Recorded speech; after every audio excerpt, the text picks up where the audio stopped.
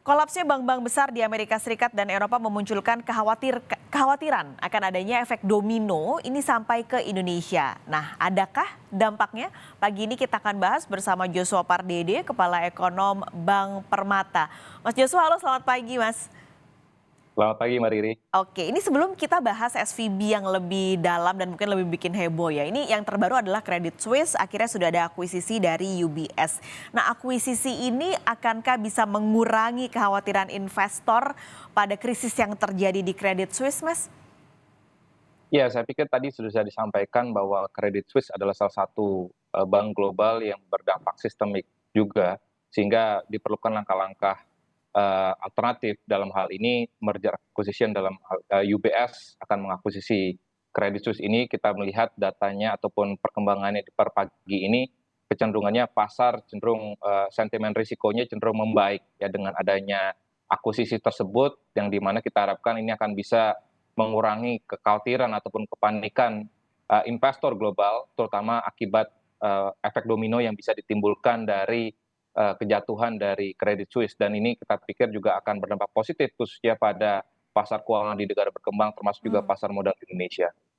Kalau bicara efek domino ini, apakah memang benar-benar tidak ada dampak sistemik yang akan dirasakan Indonesia, Mas, dengan terjadi di SVB dan juga Credit Suisse? Ya, kalau kita mencermati SVB dan Credit Suisse ini dua hal yang berbeda ya. Hmm. SVB tadi disampaikan bahwa ini masalah apa namanya concentration risk, artinya portfolio dana pihak ketiganya yang sangat terkonsentrasi oleh apa namanya venture capital, perusahaan-perusahaan teknologi, startup teknologi, dan di sisi lainnya juga kita lihat investasi dan juga penempatan ataupun pembiayaannya ini lebih banyak kepada pembelian surat utang pemerintah Amerika Serikat, ya khususnya yang tenor panjang. Sehingga pada saat terjadi penarikan yang cukup masif dari sisi dana pihak ketiganya atau pendeposannya, sehingga unrealized loss yang sebenarnya sudah tercatat kan dari SPW ini akhirnya perlu harus direalisasikan ya, sehingga makanya financial keuangannya pun juga menurun, dan akhirnya FDIC ataupun LPS-nya di US pun juga akhirnya harus menjaminkan dana-dana deposan dari SVB ini agar tidak terjadi bank rush ya. Mhm. Nah, kalau kita lihat juga dari sisi Credit Suisse-nya, kita melihat bahwa ataupun transmisi ataupun domino efeknya memang relatif saat ini sementara ini memang terbatas. Karena kalau kita ngomong SVB sekali lagi, tidak banyak perbankan di Indonesia yang memberikan penyaluran pendanaan kepada startup teknologi. Hmm. Dan juga kalau kita lihat dari sisi concentration risk-nya sendiri, risiko konsentrasinya pun juga cenderung cukup diversifikasi ya, karena berbeda dengan tadi SVB yang sangat terkonsentrasi pendanaannya ataupun penempatan dananya oleh perusahaan-perusahaan teknologi.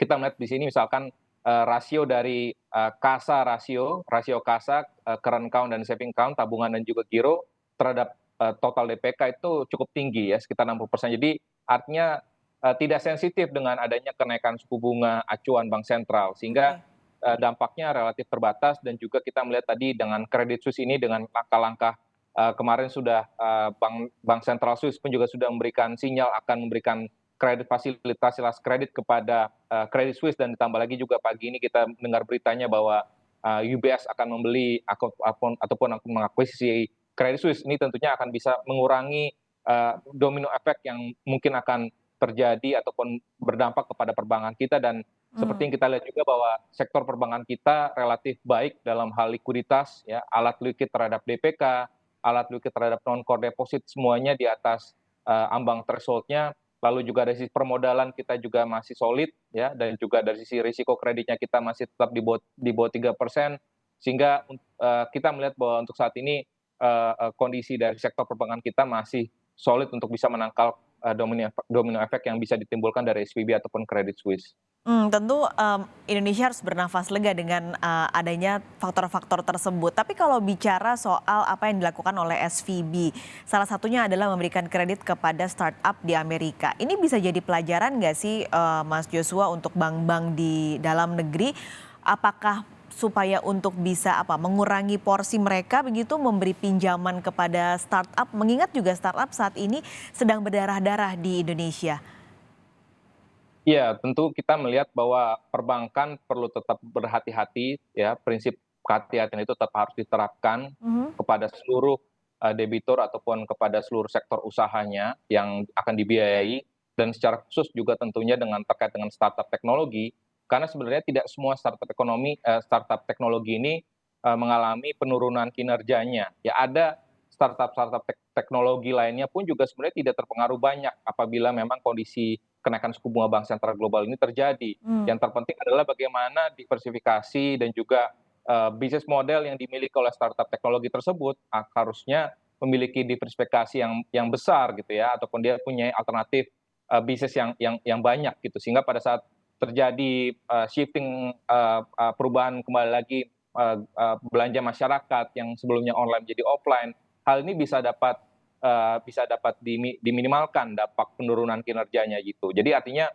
dan yang mungkin yang mesti kita lihat adalah sebenarnya mismatch ataupun hal yang tidak kurang balance-nya adalah pada saat tadi dari sisi depositonya dia ada Mhm. rata-rata sekitar 1 tahun dan tadi terkonsentrasi oleh venture capital ataupun karyawan-karyawan di perusahaan teknologi, dan sementara di sisi lainnya tadi konsentrasinya itu sangat banyak sebenarnya bukan kepada pembiayaan ke startup, tapi juga kepada pembelian obligasi pemerintah Amerika Serikat yang Mmm. harganya jatuh akibat kenaikan suku bunga gitu. Jadi artinya intinya bagaimana pengawasan secara mikroprudensial di perbankan seluruh negara pun juga harus diperkuat ya agar tadi pada saat kondisi suku bunga rendah ataupun pada saat nanti suku bunga naik sekalipun ini kondisi dari masing-masing entitas perbankannya diawasi dengan baik sehingga tidak memberikan dampak domino efek kepada sektor perbankan secara keseluruhan. Oke, berarti kalau ke bank, tidak ada pengaruhnya, kalau ke yang lebih seperti pasar modal, Mas, ataupun rupiah, ataupun surat utang itu ada nggak sih dampaknya?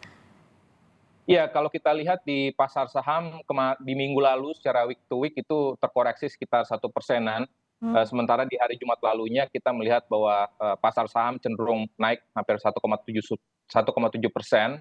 Sementara itu di sisi lainnya juga kita melihat karena tadi ada ekspektasi bahwa Fed yang akan cenderung melunakkan tone-nya ataupun sentimen dari kenaikan suku bunga Fed-nya ini tidak akan seagresif tahun lalu, sehingga ini terjadi dampak yang positif khususnya di pasar obligasi, di mana imbal hasil dari surat utang pemerintah Amerika cenderung turun dan ini berimbas positif kepada penurunan imbal hasil dari surat utang pemerintah Indonesia.